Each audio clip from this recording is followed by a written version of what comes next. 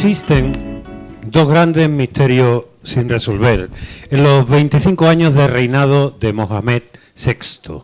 El espionaje con el programa Pegasus y el giro copernicano del presidente Pedro Sánchez para apoyar el plan de autonomía marroquí para el Sáhara Occidental. Ni el rey de Marruecos ni el presidente del Gobierno de España han dado explicaciones sobre los motivos o las intenciones de estos dos asuntos. Dos momentos en las relaciones bilaterales que han suscitado diferentes teorías, pero ninguna verdad. A lo largo del libro intentaremos explicar las diferentes teorías, el modus operandi de este espionaje. También veremos cómo Marruecos está implicado en casos de persecución a periodistas y activistas con otros métodos más sencillos de comprobar que el sistema israelí. La espina dorsal de este reinado es el reconocimiento de la soberanía del Sáhara Occidental, una herencia de Hassan II que el rey Mohamed VI quiere dejarle resuelto, o al menos muy encaminado. A su heredero, que sin ninguna duda será su hijo Moulay Hassan, el futuro rey Hassan III. Así mandatarios como Pedro Sánchez o Emmanuel Macron, ambos acechados por Pegasus, claudicaron en el reconocimiento del plan de autonomía marroquí para el Sáhara Occidental ante la presión de Rabat. Después de lo vivido, este libro es una excelente ocasión para lacrar mi relación con Marruecos. Antes, una observación. El mayor desacierto de los gobiernos españoles ha sido subestimar las capacidades de Marruecos durante décadas. Mientras con sosiego el país vecino cumplía una agenda muy organizada de manera sutil y sin algarada, que se ha evidenciado en el último lustro con gran asombro en España. En consecuencia, es imperioso e inexcusable seguir la evolución de nuestro vecino incómodo al otro lado del estrecho para anticiparse y proceder de manera conveniente en futuros escenarios. Un vecino con el que es más efectivo buscar puntos en común y entendimiento antes que suscitar posibles conflictos. Estos dos fragmentos, justo del principio y del final, que acabo de leer, pertenecen al libro que hoy presentamos, el libro Marruecos, el vecino incómodo, y su subtítulo Todas las claves del reinado de Mohamed VI y de una relación imprescindible para España. Su autora es la señorita que tenemos aquí en medio, Sonia Moreno, que es periodista asturiana, periodista de esos que se decían de raza, es decir, de las que hacen el trabajo de verdad, porque antes les estaba comentando que hoy en día se toma uno el título de periodista simplemente estando en su casa comentando cosas que salen en TikTok. En fin, eso no es periodismo. Trabaja en medios de aquella manera, pero ella lleva toda la vida trabajando en distintos medios. Primero se conoce absolutamente todo el ecosistema, ha vivido también por la época, ella es del 73, lo dice, entonces no creo que haya... Son datos, los periodistas tenemos que utilizar los datos antes que la coquetería. Por lo tanto, ha conocido toda la evolución que ha tenido, no solo en las relaciones, como en este caso, que han existido políticas y diplomáticas entre España y Marruecos, donde ha estado viviendo en Marruecos y en el norte de África, y ha estado trabajando como periodista en la calle, en el lugar, contando, sino que también conoce cómo ha ido evolucionando el sector y el gremio del periodismo, que realmente ha ido degenerándose. Ya después hablaremos un poco, porque aquí estamos, digamos, varias generaciones de personas que nos hemos dedicado de alguna u otra manera al periodismo / comunicación, que no son exactamente la misma cosa, pero que a veces tienen que conjugarse. En el caso que nos ocupa este libro que ha publicado La Esfera de los Libros, parte de una base, de una evidencia. Los marroquíes saben mucho más de nosotros que nosotros de ellos. Siempre hemos mantenido, digamos, una cierta actitud de displicencia con respecto a lo que sucedía. De hecho, yo creo que damos por buena alguna serie de, digamos, de leyendas de cómo sucedieron políticamente las cosas, por nuestra parte, cuando realmente no fueron así. Segunda cuestión que aquí aparece clara. Los marroquíes son unos maestros en el arte del relato y se cabrean con facilidad y te cabrean con facilidad. O sea, directamente dentro del mundo diplomático, el gobierno de Marruecos se salta la línea con sutileza, pero constantemente, y básicamente nosotros, y cuando digo nosotros ya me refiero a nosotros, que somos los que estamos más cerca, pero el resto de gobiernos occidentales nos pillan un poco con el pie cambiado. Después, darte cuenta también que hay muchísimas capas a la hora de entender las relaciones actuales y convenía hacer un libro lleno de detalles que nos ayuden a entender cuáles son los focos reales que ahora mismo tiene el gobierno marroquí en toda su proyección geopolítica y económica, básicamente económica, y nosotros que pintamos en ese tipo de relaciones. Yo no les voy a adelantar mucho del libro porque hoy tenemos, aparte de Sonia es, además se los tengo que leer porque yo ya tengo la memoria de un pez, entonces, y un pez no llamado Wanda precisamente. Sonia tiene, aparte de, bueno, como le he dicho, ha trabajado en muchísimos medios y sigue haciéndolo. Escritos, radiofónicos, audiovisuales. Actualmente, quería ir al presente, escribe sobre el norte de África, el Sahel, con Reporteras por el Mundo y una red de corresponsales y periodistas locales especializada en información internacional. Ha recibido, a esto es lo que voy, quiero decir, los Premios Nacionales de Periodismo Juan Andrés García en el 2019, el Carmen de Burgos en el 2023 y el Africa Mundi en el 2024. No puede, porque le retiraron la acreditación, no puede volver a Marruecos.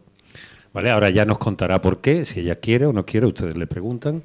Y se va a establecer hoy un diálogo interesante. Porque aparte de mí, mi nombre es Héctor Márquez, los que no me hayan visto nunca ni hayáis venido a esto que se llama El Tercer Piso. Soy periodista, de aquella manera, porque yo me he dedicado siempre a la comunicación cultural. Desde luego, lo que yo contara podía cabrear a 3 o 4, pero no se iba a generar un conflicto geopolítico de las magnitudes del material sensible con el que ha estado trabajando Sonia, y no solo Sonia, también Lucía Muñoz Lucena, que es periodista, pero también es documentalista, cineasta. Que yo sepa, creo que ha hecho más trabajo, como digo, mi memoria ya es de pez, pero ustedes la conocerán porque el año pasado estrenó como codirectora y creo que también co-guionista el documental Tívoli, que si son de aquí de Málaga saben que era una especie de incursión en todos los conflictos laborales que 50 años después de la apertura de aquel parque mítico, pues ahora, como saben, se está intentando abrir en Benalmádena. Bueno, ella cuenta un poco la realidad. Y también el documental Aminatu, que creo que está en fase final de postproducción, ¿o está ya terminado? Está ya terminado, sí. Pero lo queréis estrenar para el Festival de Cine. Eso es. Vale, nos explicará quién es Aminatu. Los que sepáis del tema, sabéis que es una activista marroquí que estuvo además... No, es saharaui. Perdón. Ay, sorry. Menos mal que tenemos a las defensoras del dato. Y bueno, ella es autora o coautora también de ese documental que se va a estrenar relativamente pronto. Ananú Tarek, ¿Ananú? Sí. Ananú Tarek. Tarek Ananú o Ananú Tarek. Tarek Ananú. Tarek Ananú es fotoperiodista. Se ha criado, me ha especificado porque yo creía que había nacido en Ceuta, se ha criado en Ceuta, de padres españoles pero de origen marroquí, y él es fotoperiodista y ha trabajado también en algunas ocasiones con Sonia en el norte de África, y también ha hecho varias exposiciones muy interesantes sobre la realidad. Es decir, estamos hablando de personas que trabajan directamente en el campo de donde suceden los hechos y siempre con el foco puesto en los conflictos de orden social y de orden de derechos humanos. Así que hoy creo que tenemos una oportunidad estupenda. Como he dicho, mi nombre es Héctor Márquez. Esto se llama El Tercer Piso de Proteo. Y Proteo es la librería más antigua de Málaga, la más premiada y la que tuvo, la más pionera, y todo eso es la más. Pero como saben ustedes, en el año 2021 se quemó. y resurgió de su ceniza. De momento, hasta que se canse de resurgir, aquí estamos y mi trabajo ha sido crear este espacio para que volvamos a recuperar de alguna manera el espíritu que siempre tuvo esta librería en orden a aunar todos los movimientos culturales y políticos cuando todavía, por ejemplo, estaba Franco, que ahora hay jóvenes que creen que se vivía muy bien en época de Franco. Bueno, no. Los que tenemos un poco de memoria recordamos aquello. Yo voy a dejar de hablar de momento, después haremos preguntas. Ustedes pueden preguntar cuando quieran, levantan la mano si tienen alguna duda, les pasamos un micrófono y que esto sea un intercambio. Y gracias por venir y, bueno, le voy a dejar la palabra a Lucía, ¿vale? Porque además, en el caso actual, el hecho de ser mujeres trabajando en la zona del Magreb es bastante más complicado que si eres un hombre, incluso aunque te dediques a estos temas, ¿no? Me gustaría que hablases un poco de cuál crees que son digamos, los valores que tiene este libro, qué es lo que aporta y en qué medida nos puede interesar como ciudadanos, ¿no? Bueno, muchas gracias. Muchas gracias. Bueno, muy buenas tardes. Muchas gracias a Sonia por invitarnos a estar con ella, compañera periodista. Las tres personas que estamos aquí hemos trabajado en Marruecos y en otros lugares también, donde trabajar como periodista no es fácil. A mí hay una cosa que me llama mucho la atención cuando hemos llegado aquí, es que tu libro se llama Marruecos, el vecino incómodo, pero tú ahora eres la periodista incómoda, ¿no? Sí. Es incómodo también trabajar en lugares como Marruecos, donde necesita un permiso de prensa para hacerlo, donde creemos que la libertad de prensa, de comunicación y de expresión pues es libre, o así tratan de vendérnoslo por parte del régimen marroquí, pero hay otros lugares, como por ejemplo cuando vamos a trabajar también a Palestina, donde el régimen israelí también nos pone esas trabas, o incluso en Turquía. Yo te quería preguntar, también para empezar la comunicación con tu libro, esa periodista incómoda, ¿cómo surge y por qué las periodistas somos incómodas? Bueno, primero, buenas tardes y gracias por todos los que habéis venido. Algunos os conozco y a otros no. Luego ya me diréis por qué habéis venido, si hay oportunidad. Y bueno, gracias a Héctor Márquez por acogernos el tercer piso y por supuesto Librería Proteo, y a Tarek y a Lucía por decirme que sí a la primera, a pesar de que Lucía está ya con el documental a tope. Y bueno, es un gusto, ¿no? Decía que hemos trabajado, bueno, de hecho las fotografías de uno de los premios que ha citado son de Tarek, el primer premio que yo me meto en la mafia y claro, no puedo hacer fotos, y él tenía pues las mejores fotos que podían acompañar este reportaje, porque había estado viviendo con los migrantes en una, no sé si se llamaba la catedral, ¿cómo se llamaba el edificio? El Vaticano. El Vaticano. Era una casa ocupada por migrantes subsaharianos en Tánger, donde podías pagar, no sé si eran 30 o 35 euros, pagaba al mes por un colchón para estar allí con ellos, ¿no? La única manera de verdad de contar cuáles son sus problemáticas, cuáles son sus enfermedades, cuáles son sus inquietudes, por qué están, y que detrás siempre de cada migrante hay una historia distinta, no los podemos meter nunca en el mismo saco. Hay muchísima gente muy formada que viene porque hay, bueno, pues problemas de tribus, o porque hay una guerra, porque hay una sequía. Otras personas pues vienen por, precisamente los marroquíes que salen hacia la zona de Canarias, vienen por temas económicos, ¿no? Y por falta también de oportunidades de futuro. Lo estamos viendo ahora con la generación Z en la calle. Incómoda. A ver, ahora ellos son muy graciosos, entonces como saco Marruecos el vecino incómodo y no les gusta mucho, pues me llaman la periodista incómoda, pero yo ya venía siendo incómoda de antes. ¿Por qué incómoda? Pues porque yo al final hago un periodismo desde bueno, pues desde cómo nosotros entendemos el periodismo en los países occidentales, que también es verdad que hay censura, que estamos viviendo unos momentos muy difíciles de la posverdad, de la cancelación y demás, y que ya las sociedades que considerábamos democráticas no lo son tanto, pero el pulso, digamos el termómetro de una sociedad es el periodismo. O sea, si el periodismo es libre, entonces estamos en una sociedad democrática. Si el periodismo no lo es, entonces echémonos a temblar, ¿no? Entonces, bueno, evidentemente en Marruecos hay un silencio informativo, fundamentalmente además todo lo que tiene que ver, hay 3 líneas rojas, una es el Islam, otra es el rey, la tercera es la unidad territorial, el Sáhara Occidental.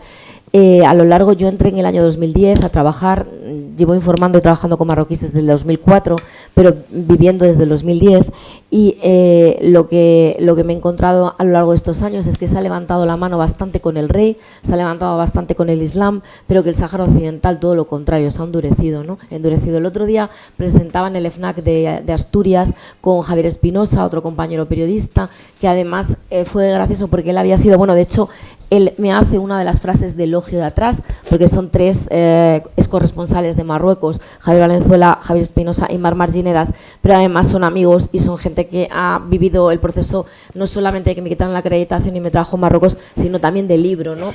Me lo han leído, me han animado, etcétera. Entonces Javier me acompañó. Bueno, Javier Espinosa estuvo secuestrado en Siria, es un gran corresponsal del mundo, trabaja sobre todo ahora en Ucrania y en Gaza, y está también refugiado en Asturias, ¿no? Después de todo lo que le ha pasado, vive allí con su familia. Entonces, él, claro, fue corresponsal del año 99 al 2004 y contaba que trabajaban con libertad, que podían ir al Sáhara. O sea, el año que murió Hassan II y entra el rey, esos primeros años, ellos se pueden desplazar y pueden hacer lo que muchos de nosotros no hemos podido hacer. Yo desde 2010 al 2020 vivo en Marruecos, pero vivo, cuando digo vivo, o sea, es decir, me levanto, como desayuno, ceno un día tras otro y vengo a España en Navidad y en verano, ni siquiera venía en Semana Santa. O sea, vivo, 8 años en Rabat y 2 en Tánger. Entonces, claro, realmente no pude ir nada más que una vez al Sáhara Occidental, a Dakhla, y fui con una comitiva de Mohamed VI, el rey. Si no, no entro. Entonces, nada más que intentaba hacer fotos, había una manifestación de saharauis, intentaba hablar con ellos, me prohibían, con lo cual eso no es un viaje informativo, ¿no? Y hay compañeras mías, como Marta Miradefe, que estuvo 5 años y se fue sin entrar. Otras, como Elena Calvo del Mundo, entró con sombrero disfrazados. Es decir, entraron en Game Sick disfrazados como si fueran saharauis. Es decir, no tenemos libertad de informar. Luego, en el resto del territorio, tenemos libertad, sobre todo, por ejemplo, cuando yo trabajaba mucho en migración, ¿no?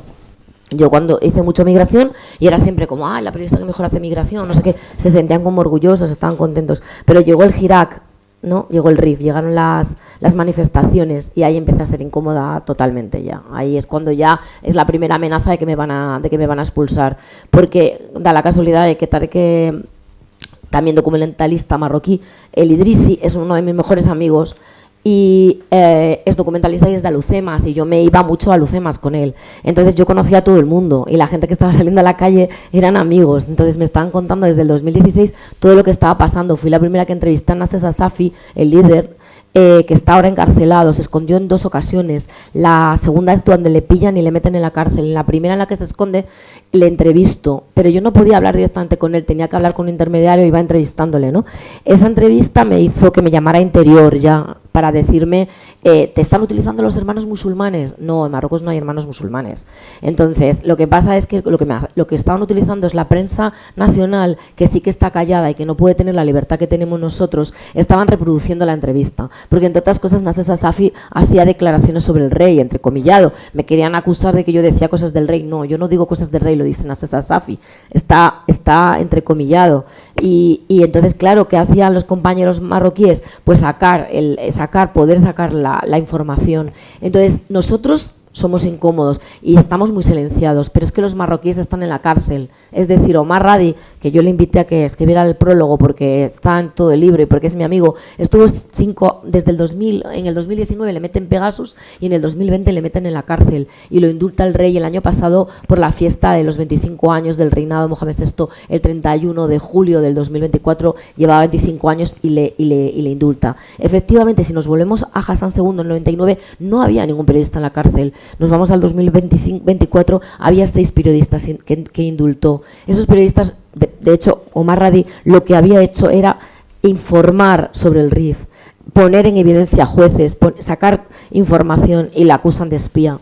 Y no solo eso, sino cada día tenía que ir a declarar, o sea, era todos los días interrogatorio. Hay una cosita que quería como te he dicho antes, tengo una cierta voluntad pedagógica.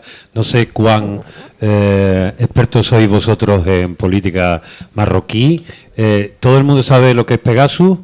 ¿Lo sabe todo el mundo?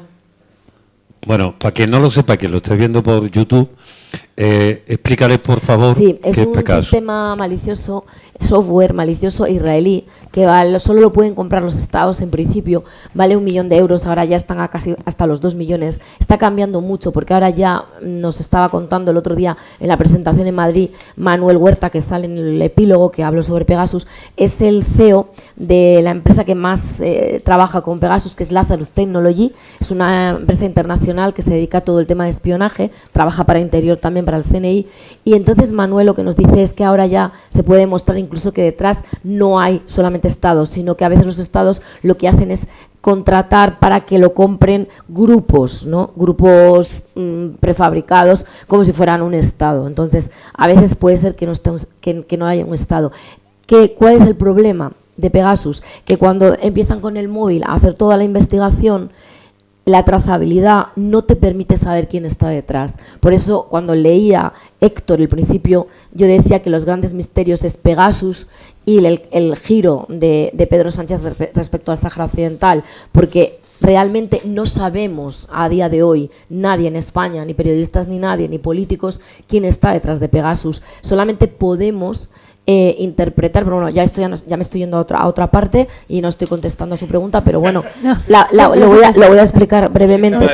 También. Sí, pero en el caso de España, lo que podemos saber es que nos ha mandado Francia el correo electrónico desde donde se sacaba la información a activistas saharauis y a periodistas que trabajan en Marruecos. Entonces, esa dirección es la misma que se utilizó para espiar al gobierno español. Entonces, solamente no podemos saber quién está detrás, solo podemos estudiar el contexto, ¿no? Es decir, la infección de Pedro Sánchez, una de las 3, en su móvil, se produce el día 18 de mayo del 21, en la crisis, ¿no?, por acoger a Brahim Ghali, líder del Frente Polisario, y él va a Ceuta, y en Ceuta dice, Ceuta es español, ¿no? Y ahí había la mayor tensión después de Perejil entre España y Marruecos. Entonces, justo es infectado en ese momento, pero no nos lo cuentan. Y lo que sí dice el CEO es que ellos se tuvieron que haber enterado en las primeras horas, porque tienen una aplicación que les obliga al CNI a tener, que tiene el nombre y ahora tiene otro nombre distinto, que está todo el rato buscando infecciones. Entonces, en minutos o horas, el gobierno tenía que saber, Robles, Planas, Marlaska y Pedro Sánchez, los que fueron ya reconocidamente espiados, que habían sido espiados. ¿Y a ti te han espiado? Coincide, bueno, a mí sí, pero no con Pegasus. A ti han utilizado uno más barato. Han utilizado, ¿no? Efectivamente, vale. Porque no tengo las aplicaciones. Han utilizado un Lemon 3, bueno, que da igual porque eso ya ni existe, lo crearon una semana antes. Me han espiado, está judicializado. Yo ya he declarado como víctima, soy víctima de amenazas graves, espionaje. Me grabaron 64 veces, han editado esas conversaciones, las han mandado a mis jefes para intentar que yo no tenga trabajo, se las han mandado a mis compañeros. Está judicializado ahora mismo, hay 3 personas, están siendo, han testificado ante el juez como investigados y ahora tienen que decidir si se va ya al juicio o no. Realmente es la policía, es decir, en este caso no es, si no yo no entraría a Marruecos, porque yo sí entro a Marruecos, a mí lo que se me quita es la acreditación para trabajar como periodista, pero yo luego me acredito para cubrir elecciones en 2021 y entro, y yo entro de vacaciones recurrentemente a Marruecos. Otra cosa es que, no pueda ya vivir, podría vivir, pero no podía trabajar como periodista. Y claro, yo vivía allí para trabajar como periodista. Entonces, pues sí, está. Oye, ¿y no tiene? Tú estás hablando de esto, esto está todo muy documentado, sí. Se nota. Sobre todo porque hay un bufete de abogados contratado para que cuando hablamos de Pegasus les pongan una denuncia. Ok, vale, a eso es lo que iba. Quiero decir, tú estás ya absolutamente... Hombre, alguna me llegará, absolutamente, digamos, entrenada para ir con pies de plomo entre lo que sabe, lo que intuye, lo que puede decir y dónde te puede explotar una mina. Pero es que yo como periodista no lo puedo decir porque no lo sabemos. Claro. Lo que podemos es contextualizar y entender. De todas maneras, a mí cuando me piden el libro, cuando me llama la editorial en el 2023, yo le digo que no. porque yo no entiendo hablar de los 25 años de reinado de Mohamed VI y no hablar de Pegasus, y yo no iba a hablar de Pegasus, lo tenía claro, porque yo llevo sufriendo un montón de cosas desde hace mucho tiempo. Yo tengo ahora mismo una denuncia del CEO del banco, que esto creo que ni te lo comenté, de Atihar y Wafa, tengo una denuncia, ¿vale? O sea, quiero decir, entonces, pero no por el libro, por un tuit. Entonces, claro, o sea, no tiene ningún recorrido, pero es un desgaste. Es que yo ya tengo 2 gabinetes de abogados. O sea, ya parezco Fonsi Lozaina. O sea, oye, y para entender también ese contexto, ¿no?, el que tú nos explicabas que era, como periodista, es importante contextualizar, Tarek y Sonia, ¿quién es Mohamed VI, ¿no? ¿Quién es ese vecino incómodo? Porque claro, estamos acostumbrados a ver los medios de comunicación y hablar de Mohamed VI, pero realmente esa fotografía de Mohamed VI que podemos ver, que podemos leer en el libro y hacernos, ¿quién es? ¿Quieres empezar tú o yo? Sí. A ver, yo lo que dibujo en el libro es que Mohamed VI para mí, y no sé si estás de acuerdo, es un empresario. O sea, Mohamed VI es un rey. Es difícil entender porque nosotros entendemos los reyes como diplomáticos o como no gestores, sino más bien diplomáticos, políticos, incluso, y él es un empresario. O sea, quiero decir, hay que intentar también quitar todo ese estereotipo que hay del rey, porque nos quedamos solo con los titulares que siempre me lo dicen, cuando saben que soy periodista y estoy especializada en Magreb, pero el rey nunca está, ¿no? No, sí, el rey teletrabaja, y en Marruecos no se hace nada sin que el rey lo firme, nada de nada. Las aguas jurisdiccionales están firmadas por el rey, y todo lo que mañana y pasado se va a hablar en Madrid de la RAM está controlado por el rey. O sea, eso es así. Lo que pasa es que el rey sale por muchas cosas fuera, y este perfil este perfil que tiene económico, lo digo porque, por ejemplo, en el 2014-2016 el rey está muchísimo tiempo en África. ¿Qué hace? Una colonización económica de África. Se convierte en la puerta de África, mete todas las inversiones y le dice a los países occidentales: señores, este es un territorio seguro, ustedes pueden trabajar con África desde aquí, ¿no? Eso, por un lado. Por otro lado, ¿qué ha conseguido? Que le abran 30 consulados en Dakhla y en el Ayun, en el Sáhara Occidental. Porque la prioridad del reinado de Mohamed VI, tanto en interior como exterior, es el Sáhara Occidental, es anexionarse el territorio. Entonces, él trabaja en pro de esto. Vemos que el 31 de octubre se aprueba la resolución de Consejo de Seguridad de Naciones Unidas respecto al Sáhara Occidental, y fijaros qué países votaron, se abstuvieron: Rusia, China, que tienen mercado en Marruecos, y lo cuento aquí en el capítulo de las relaciones internacionales, y Pakistán. ¿Y qué hace Marruecos inmediatamente? Pone en marcha un montón de tratados económicos con Pakistán, de tal manera que tanto Mohamed VI como Nasser Bourita, su ministro de Exteriores, que no está puesto por las personas, porque el ministro de Exteriores lo nombra el rey. Entonces, ellos dos van a viajar a Pakistán. Esto no es baladí, van a Pakistán porque Pakistán es el que se ha abstenido. Y es tan importante la figura como para que Rusia se abstenga y pida al día siguiente y se dirija a Mohamed VI y dice: nosotros nos hemos abstenido por respeto a Mohamed VI, dice Rusia en el Consejo de la ONU, ¿no? O sea, es decir, Rusia, han hecho viajes a Rusia, han hecho viajes a Asia, tremendo. Luego se ausenta porque ha tenido una madre enferma. Su madre, Lala Latifa, que murió el 7 de junio del 2024, era una mujer que vivió, Hassan II tenía un harén. Nunca se había visto una foto de esta señora. Y cuando llega Mohamed VI al poder, la liberaliza y le dice que se puede ir a vivir a Francia, donde quiera. Y ella se casa con el de seguridad de Hassan II y se va a vivir a Francia. Entonces él viaja recurrentemente a ver a su madre, y que luego además tiene un cáncer de páncreas y está mucho tiempo enferma, ¿no? Mohamed VI también se ausenta porque, a ver, su padre sufrió 2 atentados terroristas y algunos otros intentos. Al rey en el año 2000 le roban los relojes y se los roban en el Palacio de Marrakech. Esto es una llamada de atención. Entramos a robar los relojes, pero mañana entramos en tu recámara.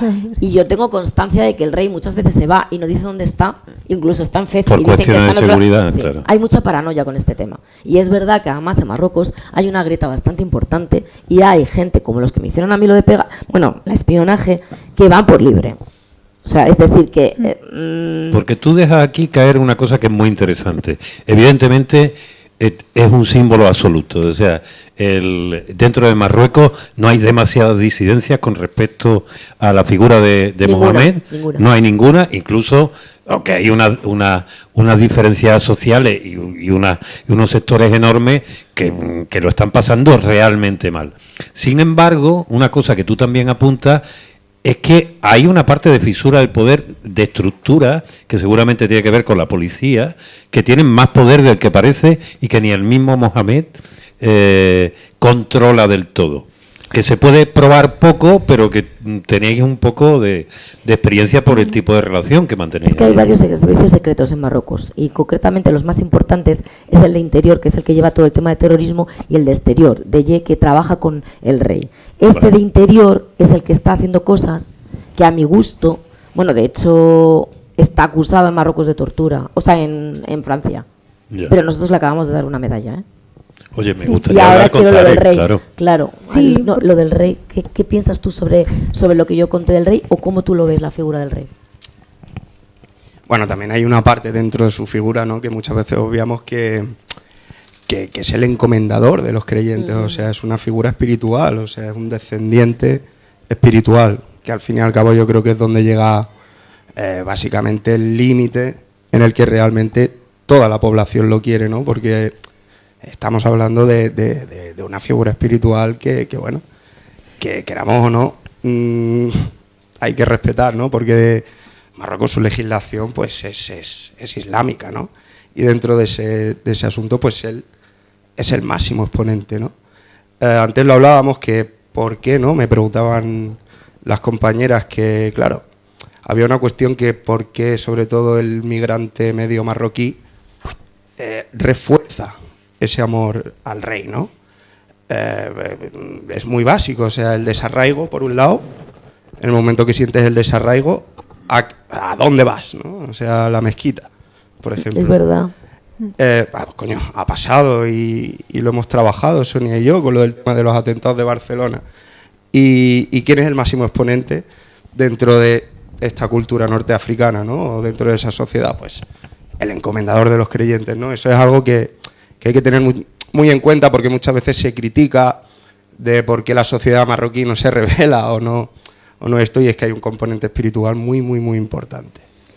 Y luego la gente de la generación Z tiene que pedirle a alguien que, si están en contra del gobierno, están en contra del rey, ¿a quién van a acudir? Ellos son inteligentes, le piden al rey, que es el que puede hacer algo, porque al final es el que nombró al primer ministro. Entonces, alguien tienes que tener de tu parte. Esto me pasa a mí también en el libro. Alguien tengo que tener de mi parte. Claro. Pero porque hablábamos también antes, ¿no? O sea, que también en Marruecos hay que entender dos cosas. Uno, que hay una figura que es el rey, y otra conjunto de figuras que es el gobierno, ¿no? Porque cuando llegan las elecciones en Marruecos, pocas veces vemos en los informativos elecciones en Marruecos, no vemos las típicas imágenes de las vecinas y los vecinos de la gente votando en la urna, ¿no? Sí. Entonces, ¿cómo son también esas elecciones en Marruecos? ¿Cómo se conforma ese gobierno? Para que también podamos entender esa política que se hace tanto a nivel interior, pero también exterior.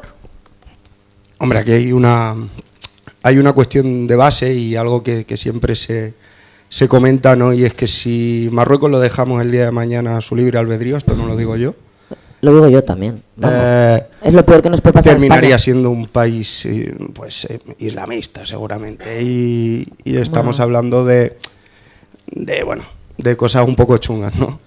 Al fin y al cabo, pues las propuestas que él puede hacer seguramente muchas veces van enfocadas a tratar de apartar un poco, porque él es el encomendador de los creyentes, como hemos dicho, pero sí que es verdad que en ese aspecto ni a él ni a nadie le conviene que el islamismo, sobre todo que viene fomentado por la cultura del petrodólar, ¿no? que está ya tan instalada en España, por ejemplo, o en Europa, se robe Marruecos. Y al fin y al cabo eso es una lucha que la llevan a nivel político y que les cuesta mucho, evidentemente. Yo ahora, fíjate que creo que, por ejemplo, en las grietas que puede haber ahora con temas de sucesión y tal, yo no me lo imagino como Persia. Yo no creo que los islamistas, aunque salgan con los chavales en la generación Z y también salían en la primavera árabe, yo creo que es un islamismo muy moderado el que hay en Marruecos, ¿vale? O sea, el PJD, que ellos lo consideran islamista, vale, sí, te cierran los bares para beber alcohol y todas estas cosas, pero no es una cosa tan exagerada. Yo pienso, fíjate, que en las grietas sería más Egipto, que entrarían como mucho más el tema militar. Lo que tengo muy claro es que el rey es fundamental en Marruecos y que esto es por el bien de los marroquíes y de nosotros que estamos a 500 metros en Ceuta y Melilla, a 100 kilómetros en las Islas Canarias y a 14 kilómetros en la península. O sea, es decir... Yo te quería preguntar una cosa, porque tú has estado en Rabat un tiempo, pero después la mayor parte de tu estancia en Marruecos te tiras en Tánger. No, 2 años solo en Tánger, 8 en Rabat. Sí. Vale. Sí. Entonces, Tánger es una ciudad muy peculiar. Muy canalla. Muy peculiar, muy canalla, una donde parece que es casi un puerto franco, es decir, es como sería Shanghái con respecto a China, todo este tipo de historias, es decir, donde hay unas reglas diferentes.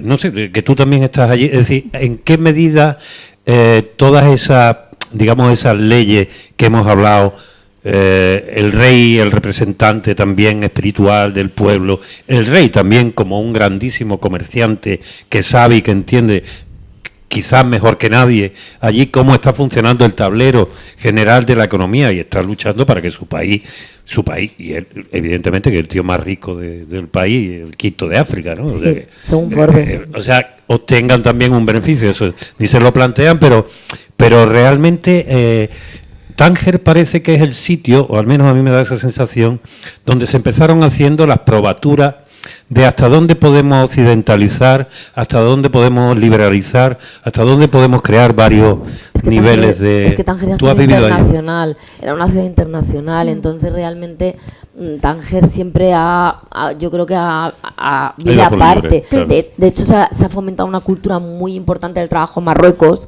Y en Tánger, sin embargo, todo abre a las 11, cada cosa va a su... O sea, ellos van a otra... O sea, es decir, van a otro ritmo. Yo quería contestar porque lo que preguntó también Lucía es importante. Hablaba un poco del sistema, ¿no? De las elecciones, del sistema.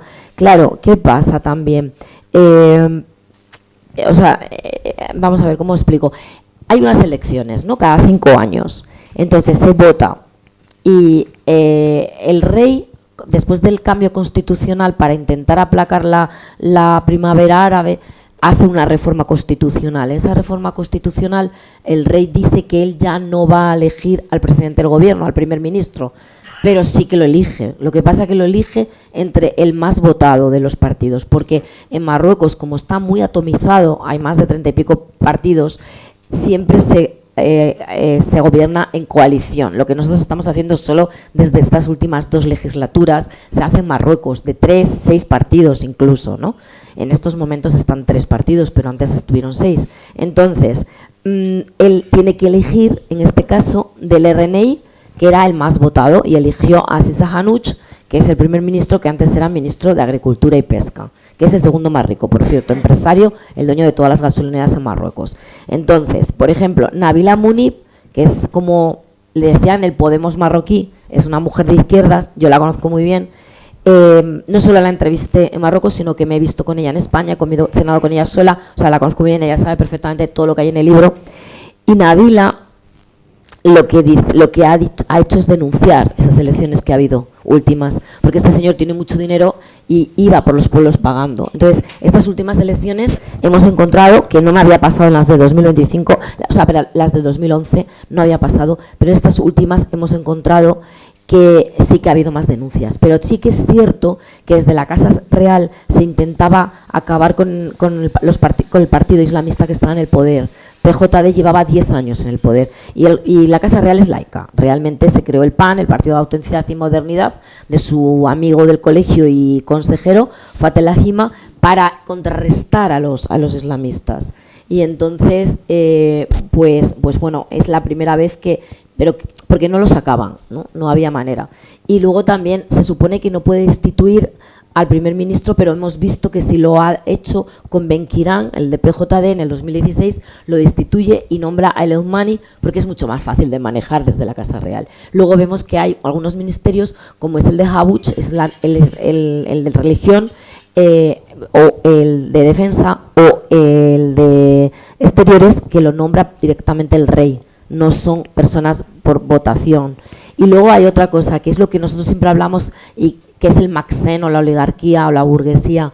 Estas personas que, bueno, muchos vienen del Istiklal, que significa independencia, y era de la época de Hassan II, han ido pasando de padres a hijos, muchos son del norte, y son terratenientes, son gente con dinero, que está instaurada en las direcciones generales. Entonces, llega un nuevo ministro, pero no cambia casi nada, porque en ese ministerio está X persona que sigue siendo el que organiza o gobierna, ¿no? Hay una pregunta, una duda que tengo sobre temas de geopolítica.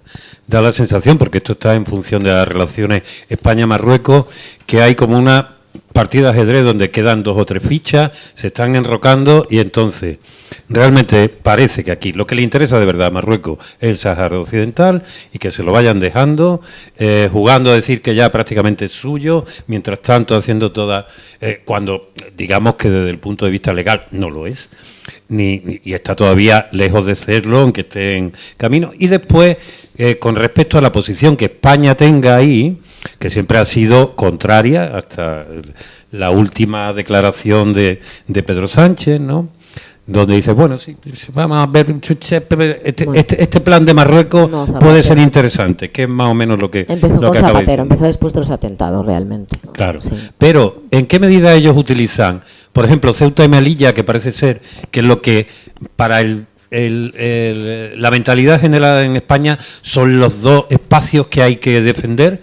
En realidad le importa menos Ceuta y Melilla que jugar con ella para que España vaya cediendo, digamos, su influencia en... A ver, ellos son unos estrategas, entonces, pero es que es lo que me dicen a mí es, nosotros no hemos hecho nada malo. Si desarrollamos Tangermet y es un superpuerto que está dando de comer a Algeciras y está haciendo sombra a Valencia, esto no es que hayan hecho nada malo. Ellos han desarrollado, Mohamed VI lo que ha hecho es desarrollar todo el norte que su padre tenía abandonado.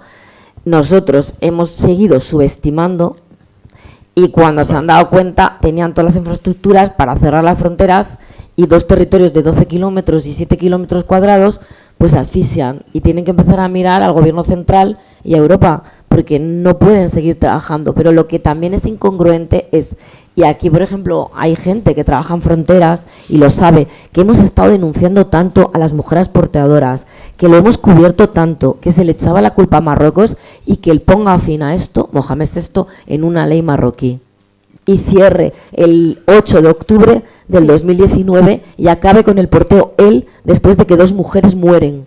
Okay. Y diga que no es digno, que todo esto tiene una repercusión, sí, pero porque no hemos sabido adelantarnos. Pero es que lo mismo les dije el otro día en Tenerife, Las Palmas, que fui a presentar el libro. Vamos a ver, estamos enfrente a 100 kilómetros. Okay. Si vosotros les dais un cable a Marruecos desde Canarias a Tarfaya, ese cable no va a Sila, porque a Sila ya le habéis dado otro y ya ha ido a todo el norte. Ese cable va a ir al Sáhara Occidental, porque es el último pueblo Tarfaya, evidentemente. Bien, y entonces yo cuando pregunto, esto me lo cuenta Marruecos, y entonces tuvo mucha expectación el reportaje, y pregunté a los canarios, al gobierno y al gobierno de España. Y entonces me dicen, a nosotros, ¿dónde va? No nos incumbe, nosotros se lo vamos a dar y no vaya al Sáhara Occidental, va a Tarfaya. Muy bien, señores. Cuando hagan el Dakhla Atlantic, con todas las concesiones que están dando a empresas israelíes y cataríes para prospecciones y para todo, y consigan las aguas territoriales, dentro de 10 o 15 años estáis como Ceuta y Melilla. Es decir, vais a tener enfrente un monstruo, porque se está desarrollando. El Dakhla Atlantic es terrible, tiene una parte de naval para destructores americanos, o sea, es decir, va a ser gigante, o sea, le va a quitar el bunkering a Ceuta. No solo eso, no, también la forma, o sea, partiendo de que el rey de Marruecos lo que tiene también una estrategia de expansionismo, ¿no? Como estamos viendo. Bueno, eso es Marruecos en general. Bueno, Marruecos en general, sí, pero a mí me gusta centrarlo en quién toma las decisiones, ¿no? Porque todos están de acuerdo en esto. No hay ni un marroquí, ya vosotros que estáis con marroquíes que están aquí que han emigrado, a que todos te dicen que el Sáhara es marroquí. Claro, es que es tremendo. El Sáhara marroquí, Todo el pero mundo. ahora no, también, o sea, ¿cómo trabaja Marruecos esa expansión? Aparte Sí. de económica, ¿no? También estamos viendo esa dialéctica, en esa expansión informativa. Por ejemplo, lo hemos visto en el Consejo de Seguridad, en el último Consejo de Seguridad, ¿no? En el que La narrativa. la narrativa ha sido horrenda porque nos han vendido Marruecos nos ha vendido el plan de autonomía. Y nosotros lo hemos comprado. Y nosotros lo hemos porque comprado. los medios de Cuando comunicación en realmente general ocurre no lo tienen mismo. poca idea. El Consejo de Seguridad se ha renovado como se renueva cada año. Todo el año se renueva. Y el borrador que Marruecos había presentado, que era la gran victoria, era la totalidad y la única opción. Y se le cambió en 3 ocasiones por parte de China y Rusia. Y el borrador que se ha aprobado dice es una opción base para la negociación. Claro. Es decir, la victoria no es tanta victoria. No se ha comprado el plan de Pero autonomía. todo el mundo se Claro, ha pero llegado lo a que- creer pero claro, porque pero lo hacen los mejor medios que de nadie. comunicación, Es decir, o sea, de dentro de los medios de comunicación, porque hay también dentro de un lobby marroquí, dentro de los medios de comunicación, donde el discurso entra. A ver, Y estás poniendo demasiado caché, porque vamos, yo lo que creo es que muchas veces muchos periodistas, y además era una cosa de actualidad que había que titular y salía a las 9, claro, eran las 2 Sí. las 3 de la tarde de Estados Unidos, pero aquí era las 9 y era un viernes. ¿Sabes qué pasó, no? Que la gente que estaba titulando no se sabía ni lee, lo que titulaba. no se lee. Pero claro, lo que quiero decir también que en esa expansión ahora, por ejemplo, hablando de Dakhla, la moda ahora es ir a hacer turismo a Dakhla. Entonces estamos Claro. hablando de un territorio ocupado Sí, esto- donde están vendiendo el turismo, ¿no? Claro, lo que estoy viendo es que hay un cambio de imagen pero es muy también. sutil darte cuenta Como Tánger, que por ejemplo. nosotros creíamos que, o hasta no hace mucho, que era como una manera occidental más avanzada enfrentándose a algo medieval. Es decir, ahí se están jugando a varios niveles a la vez. Yo antes, cuando hablabais de una partida, no hay que olvidar que los árabes trajeron aquí el ajedrez. Es decir, están jugando muchísimo mejor en términos tal y como tú lo ves. Y además hay una cosa que también ves, es decir, en Marruecos, aunque existe disidencia política, no existe la capacidad de darle, digamos, el altavoz a todas las disidencias. España no funciona actualmente, ya desde hace un montón de años, como una idea de nación o de país estratégico, porque realmente las diferencias políticas de los distintos partidos intentando acceder al poder están minando incluso la capacidad, digamos, de enfrentar como país a otro lugar. Y sin embargo, una cosa que tú pones aquí en claro, dices, es que no ha habido mucha diferencia en el trato de España, según gobierne el PP o el PSOE, y de hecho, los dos presidentes que se le han enfrentado algo son Aznar y Sánchez, que teóricamente no pueden estar más en las antípodas, teóricamente digo, más en las antípodas ideológicas. Es decir, que hay ahí todo, digamos, una idea de que se está jugando al ajedrez y está intentando obtener un beneficio, Pero jugamos en ligas distintas. ya vas perdiendo hace mucho tiempo. ¿no? Jugamos en ligas distintas. Esto es como si yo juego con una equipación o con no sé cuántos jugadores y juega el otro. Nosotros tenemos un Estado de Derecho. Yo ahora mismo, si cuando hice el otro premio que gané, que era la corrupción en los consulados de Tánger, si ahora mismo quieren meter unos micros en el consulado de Tánger para ver que hay una señora que está vendiendo visados a 15.000 euros, lo mismo que las personas que salen en una embarcación, hay que hacer unas denuncias, hay que pedir permiso al juez, el juez se lo tiene que pedir al cónsul, entonces si el cónsul está implicado no lo va a aceptar, pero en Marruecos no, Marruecos da un golpe a la puerta y dice, ahí hay un lobo solitario. Entonces, claro, estamos diciendo, mira, has dicho una cosa, Aznar y Pedro Sánchez son los que más, y el PP y el PSOE son los que más el pulso le han echado, y el PP y el PSOE va a ser lo mismo. O sea, cuento ahí la figura de Bendodo. Bendodo es un delfín de Marruecos. Bendodo es judío, nació en Larache, es íntimo amigo de Azulay. Azulay es el consejero del rey, el único que había en la época. Hassan II sigue con Mohamed VI, tiene 82 años. Este señor es el que consiguió que las mujeres de las fresas, cuando pasó la pandemia, salieran, etcétera. Ellos dos fueron presidentes de aquí, de la Fundación Tres Culturas, etcétera. Bendodo, a mí en el año 2016 me decía Marruecos, este va a estar en Génova, este es nuestro delfín. Y yo le mandé un correo electrónico con preguntas a Bendodo, que cuando me ve escapa corriendo, dice, esta sabe mucho. Le pregunté en el 2016, que si saco las preguntas flipáis, porque era asesor de Juanma Moreno y está a la derecha de Feijóo. Hoy mismo en la tele estaba a la derecha sentado.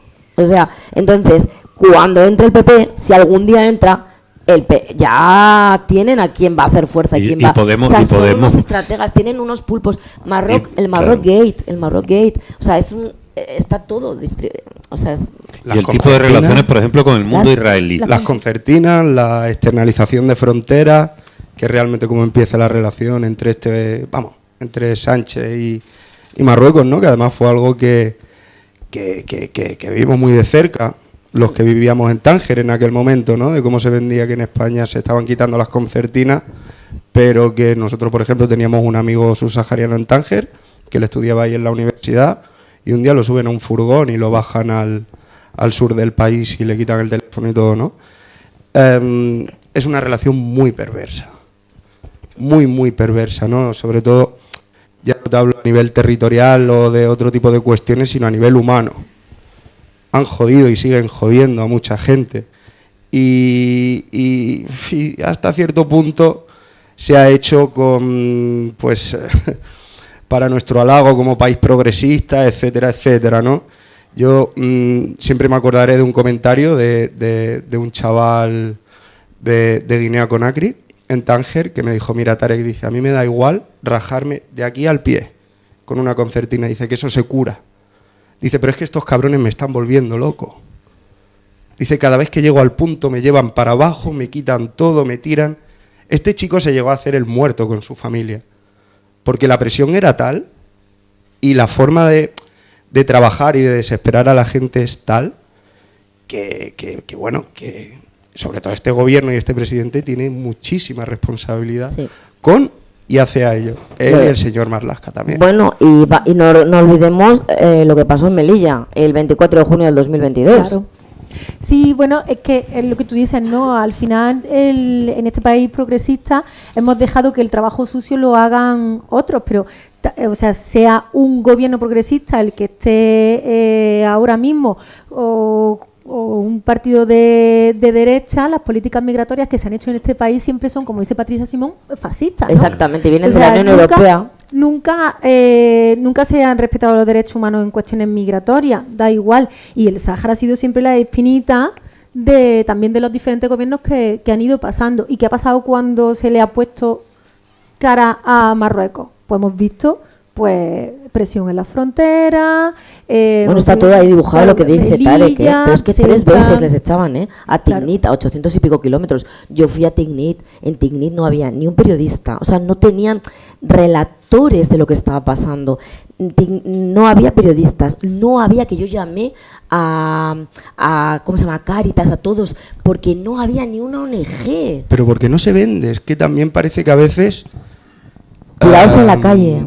No quiero decir ninguna burrada, ¿no? Pero autobuses. Ha habido temas, y seguramente a ti te ha pasado, que no los vendemos. Esto está pasando en este momento. momento. Lo que está pasando en Túnez, que está pasando lo de Libia, y no te lo dicen, contamos. Es que no, entonces, claro. No está en la agenda setting, ya está. Luego se pone de moda y ala, todos para Túnez.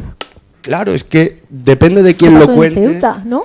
¿Qué pasó en Ceuta? De repente... Claro, es jugar con la población, al fin y al cabo. Oye, os quería preguntar una cosa también. Da la sensación, porque sabemos que Estados Unidos, sobre todo desde la administración Trump, ha sido un aliado económico muy importante y por lo tanto influyente con Marruecos, pero también Israel. Y el sistema que tú aquí cuentas y que contáis de, digamos, la ocupación de territorio. A ver, a mí me cuentan que es lo de Gaza, que allí obviamente está todo el foco puesto y es muy similar. ¿No? Yo pregunto, quiero decir, el tipo de ocupación de un territorio que no les pertenece, pero vamos a irlo echando y dejando. Pero en el Sahara no hay bomba, no hay sangre. Claro, o sea, lo que no existe es el tema terrorista. Hay una guerra, sí. Claro, hay una guerra. Desde pero que se rompió el alto al fuego en 2020, pero día, No. Pero lo que me refiero es la entrar. estrategia. La estrategia de ocupación de espacio. Directamente, parece que hay una cierta similitud. No sé si siempre es igual. O sea, no olvidemos que Marruecos fue el primer estado que reconoció la independencia de Estados Unidos. Claro. Tiene una relación histórica brutal, que es algo que siempre se ha obviado a este lado del charco, ¿no? Y luego, en segundo lugar, también la comunidad hebrea. Marruecos tiene una comunidad hebrea muy importante, fuerte, muy fuerte, hasta el punto de que en Marruecos hay santones que van a... hay peregrinajes de... A Essaouira, y fue el rey después del reconocimiento con Az-Zuray. No es algo actual a través de... Estaba ahí hablando de Elías Bendodo, que Justo. es uno de los líderes de la comunidad hebrea judía de aquí. Bueno, es que los ministros israelíes, o sea, son de Marruecos. La mayor parte Claro. de los ministros en Tel Aviv son marroquíes. Claro.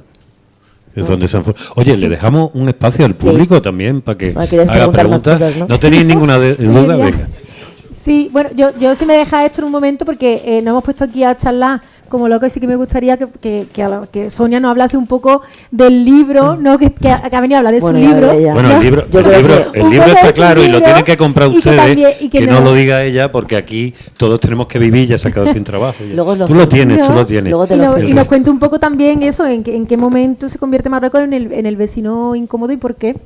Hombre, yo creo que cuando pusieron incómodo yo decía, prefiero molesto, por la polisemia de molesto y de que se molesta con mucha facilidad, de la piel un poco, bueno, pues eso de que cualquier cosa que digas o hagas, como siempre están pendientes, todo les parece mal, ¿no? O sea, acordaros que una de las ofensas de Pedro Sánchez es no haber hecho el primer viaje internacional a Marruecos. A mí tampoco me parece eso ofender, lo que pasa es que Pedro Sánchez era un europeísta convencido, había hecho el Erasmus, ¿no?, en Bruselas, y quería demostrar en ese europeísmo, yo estoy con vosotros, voy a ir a Francia y a Portugal. Yo no creo que Pedro Sánchez estuviera intentando molestar a Marruecos en ese momento, pero Marruecos se molestó, ¿no? Entonces, en ese aspecto, ¿no?, que siempre está ahí como muy pendiente, ¿no?, de todo lo que hacemos y bueno, es como el tema de, pues yo qué sé, una pareja que es celosa o controladora, ¿no?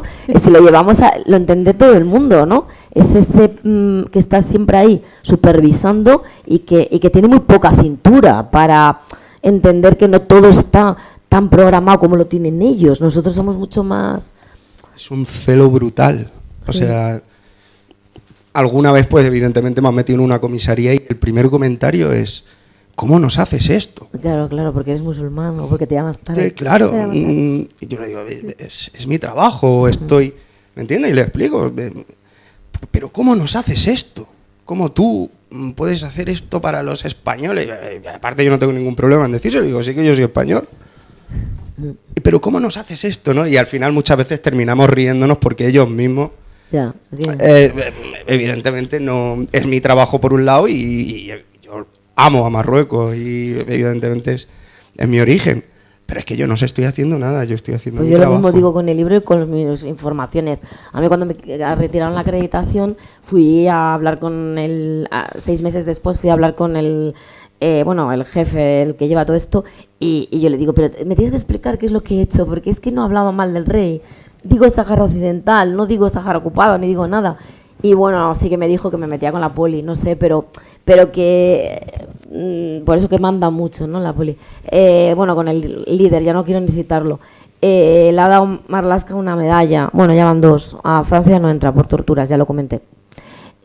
Acusado. Bueno, haciendo alusión a lo que decía sobre lo que hay en el libro, hay una introducción muy larga donde se explica un poco todo. Y luego hay un primer capítulo que está dedicado a la figura del rey y a todo lo que es desde que muere Hassan II hasta la actualidad. Y luego un segundo capítulo que me lo pidieron realmente, que hablará sobre las relaciones entre las dos casas reales. Entonces hablo sobre las relaciones que, claro, al final lo de las casas reales ya sabemos, mucha opacidad, poca transparencia, poca información. Entonces, bueno, así de mi cosecha de investigación hay un tema de un terreno de Corina que pude investigar que está en Marrakech. Pero lo demás es, cómo se... Creo que también es interesante que cuando... Marruecos entiende que el gobierno de coalición se carga al rey emérito. Entonces también eso es una ofensa de Pedro Sánchez. Y ahí es como, nosotros estamos contigo, Felipe VI. Y nosotros estamos contigo, ¿no? Emérito, padre rey o lo que sea. Ahí ha habido como una comunicación extraoficial, digamos. Bien, y luego en el capítulo 3 hablo sobre las relaciones con España, hablo todo del giro, de las dos grandes crisis, ¿no?, la de Perejil y la actual, y un poco el lobby, ¿no? El lobby marroquí fundamentalmente está con los socialistas. Hablaba de Pedro Sánchez, no, el primero que valida a Marruecos es Zapatero. O sea, Zapatero en el 2004, después de los atentados del 2003 en Casablanca, en 2002 había habido en Túnez, en el 2004 aquí en España, es cuando él se alinea ya con Marruecos. Luego vemos a Bono, Moratinos, bueno, es que Blanas, es que ahí hay una gran... sí que es verdad que hay una asociación de socialistas por el Sáhara Occidental. Está, por ejemplo, Odón Elorza, que lo entrevisto y abandona el escaño que tiene. Bueno, hay un poco de todas las relaciones. Y posteriormente el 4 y el 5, que yo creo que son los más densos, porque son más militares, son más de defensa, son más geoestrategia, es todo lo que las relaciones que tiene con los países con los que se lleva bien, como Estados Unidos, Israel y Rusia, Turquía, etcétera. He tenido que prescindir porque era muy largo el libro de los países árabes y del Reino Unido. Con Reino Unido ha establecido una gran alianza después del Brexit, ha sabido muy bien jugar a yo tengo una relación contigo después del Brexit y vas a poder mandar cosas por Rorró sin pasar por Europa, que te van a clavar, vas a abrir aquí, vas a tener terrenos para cultivar y vamos a ver que probablemente las mujeres de las fresas, etcétera, es decir, los trabajadores, la mano de obra y la inmigración circular, regular, nos va a quitar mucho de eso Reino Unido, porque cuando necesite trabajadores va a recurrir a Marruecos.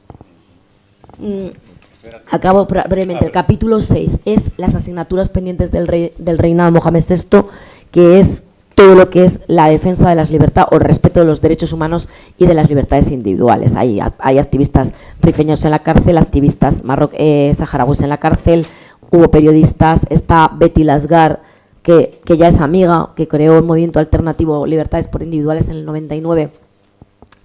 2009, perdón, y que está en la cárcel por poner una camiseta en redes sociales que dice Alá es lesbiana, 2 años de cárcel, superviviente de cáncer, duerme en el suelo sobre mantas, según su hermana ha escrito en una carta. Bueno, tenemos al preso más mayor, Mohamed Siane, que además fue el abogado de los rifeños y que era ministro de Derechos Humanos con Hassan II, está en la cárcel por decir que Mohamed VI está de salida y que tiene que abdicar en su hijo, en un medio español, está en la cárcel. Bueno, hay muchos, ¿no? Entonces, también todo el tema de la mudawana, del código de familia, que como el rey al final intenta cambiarlo, pero los islamistas no lo permiten, siguen habiendo casamientos de menores, casamientos por fatija, que es por la ley islámica, es decir, leyendo el principio del Corán, pero no es tan civilizado, o sea, no es tan ante notario. Entonces, el hombre, después de tener relaciones, se puede ir, y si se va, la mujer ya queda estigmatizada, la pueden violar, etcétera, se convierte en la prostituta del pueblo. Eso es el Marruecos a 2 velocidades que dijo el rey en el 31 de julio de este año, en su discurso dijo una cosa muy importante: hay que acabar con el Marruecos a 2 velocidades, hay que conseguir un desarrollo unitario social. Y ahí puso unas claves que son las que ha utilizado el gobierno ahora para calmar a la generación Z en la calle, ¿no? Porque es el país más desigual también de Europa, o sea, del norte de África, lo dice Oxfam, y todo esto está ahí recogido. Y todo el tema migratorio, todo lo que habló Tarek está ahí también, porque cómo se ha tratado a los migrantes y cómo se trata, las campañas que se tienen que hacer para sensibilizar, porque ellos hacen, Said es como negro, ¿no? Como negro, les ponen un mote y los tratan todos por este nombre. Y luego ya está el epílogo, que es más cortito, que es el Pegasus y en mi caso de espionaje, o bueno, otros periodistas que han sido espiados de esta manera.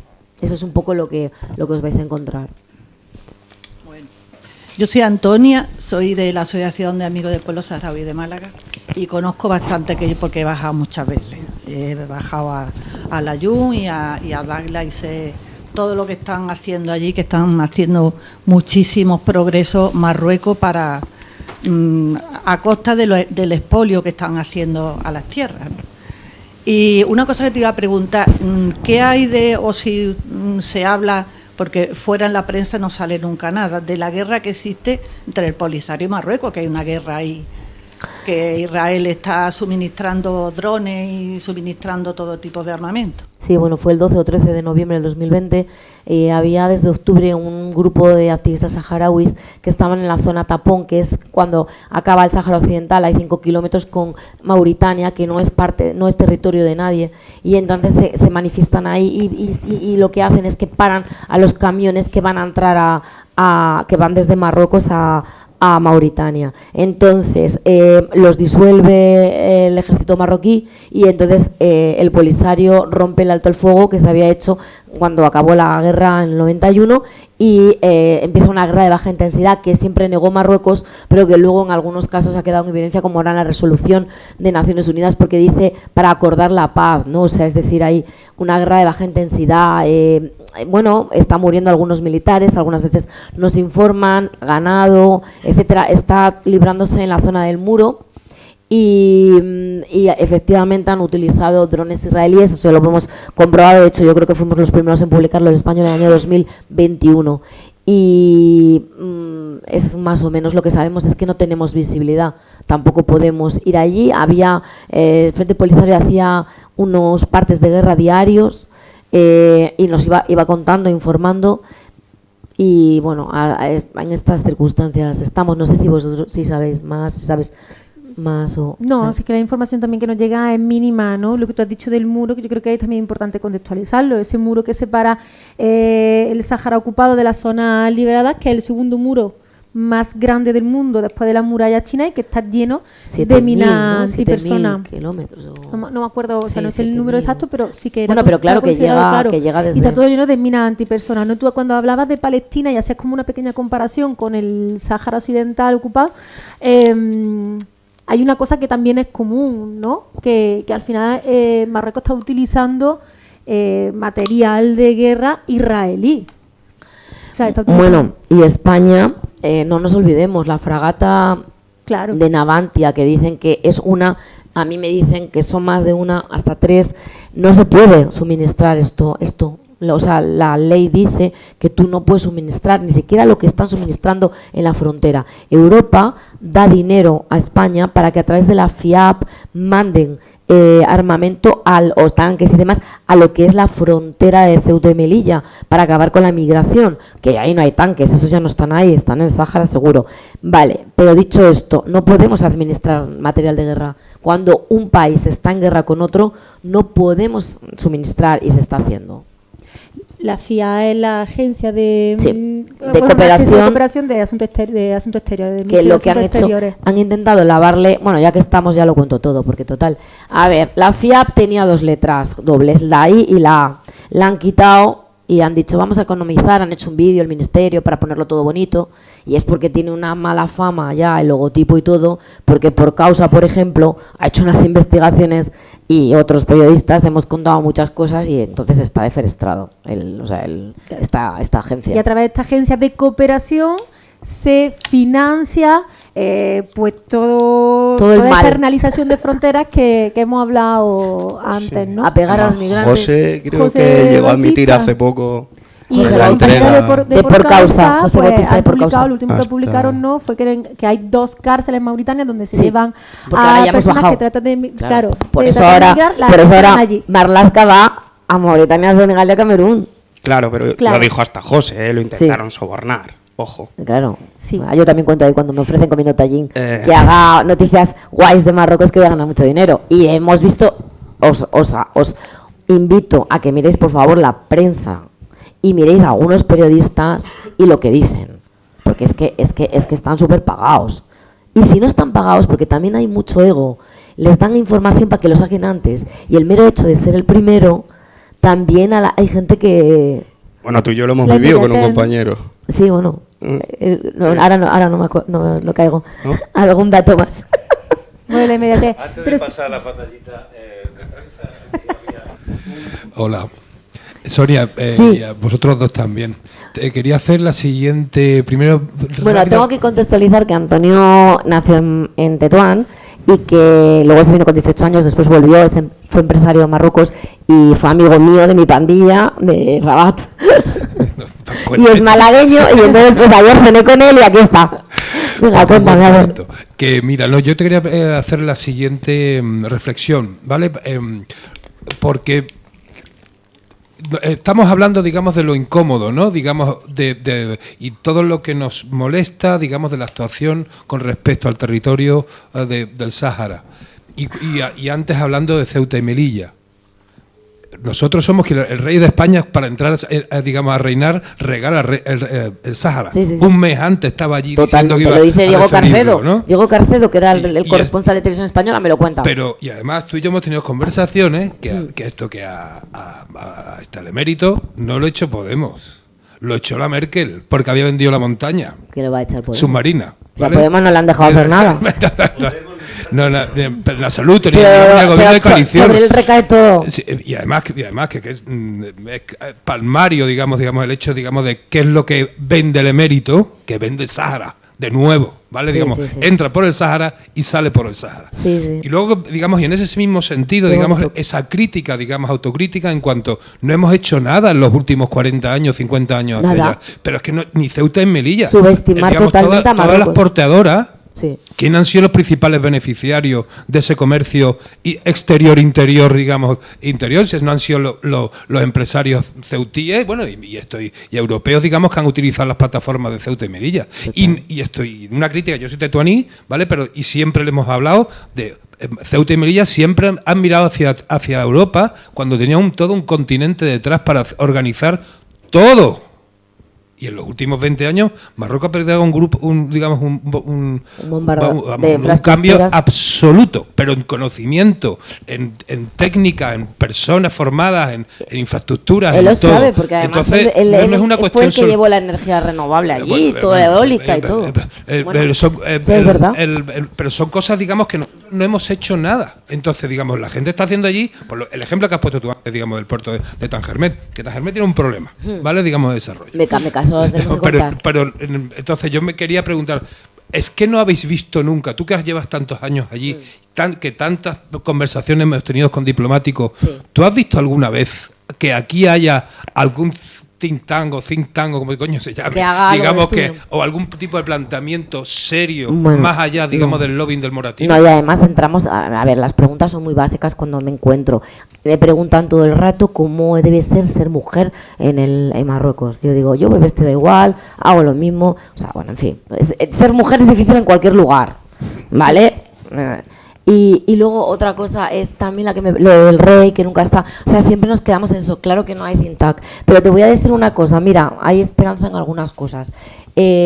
Ahora con la delimitación de las aguas, he estado hablando otra vez con José Mangas, que es un geólogo importante que trabaja esto, que fue el primero que contamos sobre el Monte Tropic en el año 2020, y me dijo que CNI está trabajando y que desde el 2013 se está estudiando todo lo que hay debajo de nuestros suelos, no solamente marítimos, sino por debajo del subsuelo, y que están haciendo una gran labor y que no lo vamos a ver nosotros, ni seguramente, me ha dicho, en la segunda o la tercera generación, que se verá a lo mejor entre 3 y 10 generaciones, 7 hasta 10 generaciones más lo que está haciendo. Entonces, bueno, me ha dado un poco de esperanza, porque es que yo de verdad, y no sé si tú estás de acuerdo, pero es que el CNI, ¿qué hacía en Marruecos, aparte de leer los periódicos? Explícamelo, porque es que yo alucino.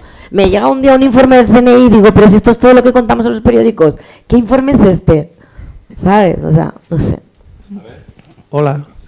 Me llamo Antonio César Muñoz, César es apellido, Muñoz es mi madre. Los españoles, o los que gobiernan en España, que no los españoles, que los españoles somos todos, no los que gobiernan, sí. Los que gobiernan en España siempre han visto a Marruecos como el moro. El pequeño. El moro. Sí. Se ha visto con la mentalidad en España, lo que yo colonialista, conozco, del africanista. Son los moros.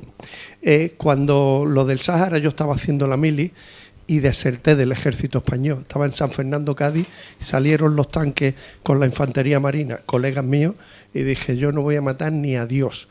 Y luego tuvimos nuestra historia. Me gusta Marruecos, yo soy granaíno de nacimiento y malagueño de vicio. Me gusta Marruecos porque mi infancia es Granada. Yo fui a Marruecos la primera vez hace 12 años con una agrupación de música, con la Joven Orquesta Provincial de Málaga, coño, decirlo. Entonces fuimos la primera vez. Desde entonces tenemos contacto con Marruecos todos los años. De hecho, el día 11 volvemos. Estuvimos en junio en Rabat, el día 11 volvemos al Yadida, creo que se llama. Pero sí, no, a la de Casablanca. Eso es, hemos estado en Casablanca y tal. Y a mí una cosa que me gusta de Marruecos, de verdad, es las ganas que tienen de aprender. Sí, sí. De verdad, la primera vez que a mí me dan abarrunto, yo funciono por abarrunto, estábamos en Usda y estamos con una orquesta de música andalusí, garnatí le llaman allí, ¿no? Y entonces estaba hablando con uno de los chavales que hablaba español y me pregunta, ¿y tu orquesta cómo funciona? Digo, nosotros ensayamos un día a la semana 4 horas. Dice, ¿cómo lo hacéis? Digo, porque leemos partituras. Y entonces el chaval me dijo una cosa, ¿partitura? ¿Eso qué es? Y entonces me entró una cosa por el cuerpo, que desde entonces estamos intentando formar a jóvenes, pues yo siempre hablo de jóvenes, no sé tratar con otras criaturas, estamos intentando de formar a jóvenes en Marruecos. Y quisimos crear una orquesta de guitarras para niñas de la calle en Tánger, en la casa de Artica. No pudo salir, pero ahora estamos en Tetuán, no me acuerdo el nombre de unas monjas de la caridad que tienen un hospital allí, y vamos a crear una orquesta para niños pequeños. Digo niños, cuando digo niños no digo adolescentes, digo niños, ¿no? Y entonces estamos intentando crear una orquesta en Tetuán, porque pensamos, yo por lo menos lo siento, que cuando voy a Marruecos estoy aquí. Otro tema son los gobernantes, pero los gobernantes de aquí son igual que los de allí, le importamos una mierda casi todo, con perdón. Bueno, claro, la gente es súper acogedora. Sí. La gente es O sea, la buena, sociedad, acogedora. yo creo que sí. Si no, yo no soy masoca, no me quiero decir que soy ya vivido. vivido. Marruecos nos encanta, pero nos Claro, encanta por o sea, su gente, que al final es quien por nace en favor. Marruecos, ¿no? Claro. Y el Son- intercambio cultural que ha Claro. habido históricamente, yo creo que es el punto más fuerte. Pregunta, Por gracias. supuesto. Espera, una pregunta más y si no os importa, terminamos porque vamos a cerrar y vais a tener que firmar algún libro. Por favor, comprar el libro por la librería. Madre Yo mía, como no me pasa puedo nada. permitir el lujo No pasa de nada. que ella no se ¿Cómo que no? avergüence diciendo comprarme el libro. Comprar el libro que está de putísima madre. Y una pregunta, ¿cuál es tu nombre? Silvio Testa. Silvio. Silvio Testa ha sido mucho tiempo fuente mía, hemos trabajado mucho migración, estuvo trabajando en Frontera Sur aquí y ahora trabaja en Usda con unas monjas que yo conocí, bueno, seglares, pero bueno, sí, religiosas, que yo conocí en Tetuán porque ayudaban a las mujeres y ahora están ayudando también a mujeres, pero también a niños y bueno, se fueron a Usda, están a punto de irse a Marruecos, pero me ha dado la buena noticia que siguen en Usda trabajando y me alegro porque estaban a punto de irse a Senegal. Sí, mira, yo os quería preguntar una cosa. Has hablado de que Marruecos se ha erigido un poco como la puerta de África a nivel de inversión y todas esas cuestiones. Pero Marruecos no estaba dentro de la Unión Africana hasta hace unos pocos de años. Sí, 2017. Entonces, me gustaría que si podéis relacionarme esas dos cosas, y después también qué tipo de política hacia África está haciendo Marruecos, porque yo conozco, por ejemplo, el programa de becas que está haciendo para jóvenes universitarios que vienen de países africanos. No sé si eso responde a una estrategia de Marruecos hacia África, porque claro, va teniendo a gente que ha estudiado en Marruecos en todos los países africanos prácticamente. Entonces quería que dos palabras que me relacionarais un poco esa situación. Y de hecho se inauguró también la escuela de Islam, ¿no? De todos los imanes africanos estudian en Marruecos y vienen a estudiar a Marruecos y se forman en Marruecos y yo me acuerdo de haber dado esa información. Claro, a partir de ahí. Y ahí es donde están mirando como a nosotros aquí. Claro.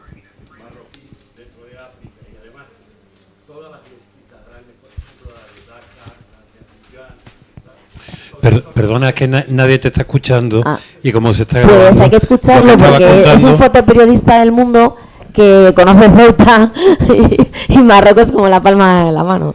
Entonces, igual es mejor darle un micro y que diga lo que ¿Quiere está comentar diciendo. lo que estabas comentando? Sí.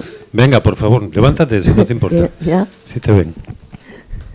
Hola, soy Amariga. Sí.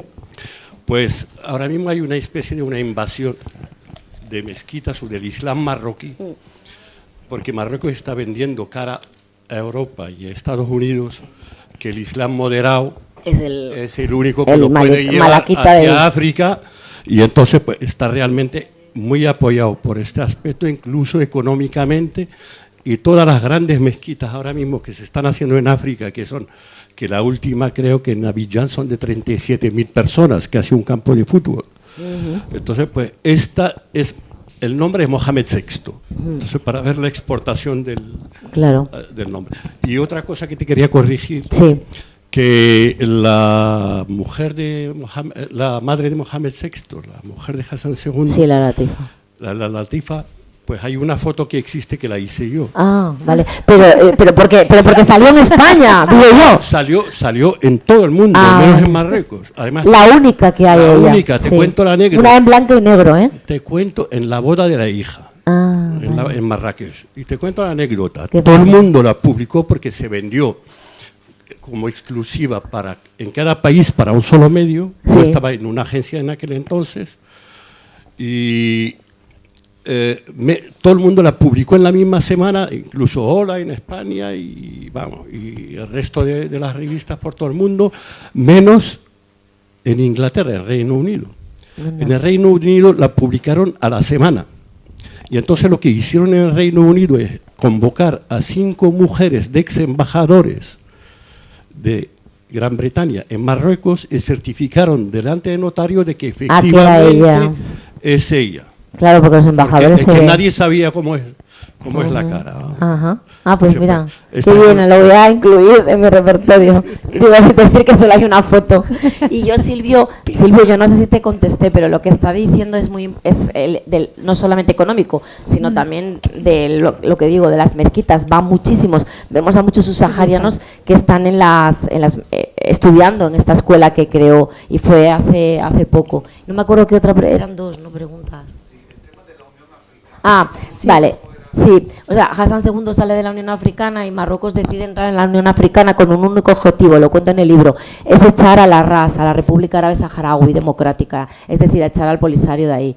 Y eso creo que lo tienen complicado. La Unión Africana, date cuenta que pasaron por la misma situación del Sáhara, eran territorios no autónomos, este es el último que queda por descolonizar, entonces están totalmente con el Sáhara, pero hay que decir que siempre hay líos. Yo tengo gente dentro de la Unión Africana y siempre hay muchos líos, o sea, peleas, ellos antes de hacer las reuniones se juntan para ver lo que van a hablar, entonces antes de que empiecen las reuniones siempre hay muchos problemas porque intentan sacar, bueno, no solamente, hay más, con otros países también hay problemas, ¿no?